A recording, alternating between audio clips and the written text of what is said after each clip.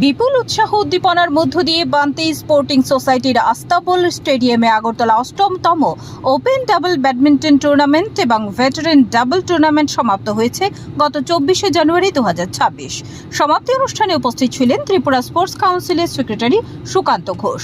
ওই দিন open double badminton দুটি সেমিফাইনাল ও একটি ফাইনাল ম্যাচ হয় এবং ভেটারান একটি সেমিফাইনাল ফাইনাল ম্যাচ অনুষ্ঠিত হয়। ওপেন ডাবল ব্যাডমিন্টন টুর্নামেন্টে চ্যাম্পিয়ন হয়েছে হরসন দেববর্মা এবং ডাল্টন দেববর্মা জুটি। রানার্স হয়েছে কৃত্রিম দেববর্মা এবং অ্যান্টনি দেববর্মা জুটি।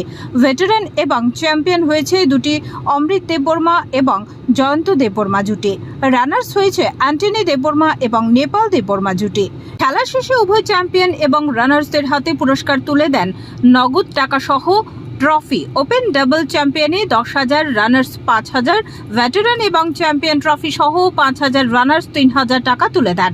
এবারের প্রতিযোগিতায় ওপেন ডাবলে 32টি দল এবং ভেটারানে 10টি দল অংশগ্রহণ করেন।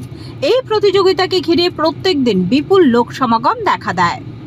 Bureau report, studio Tripura.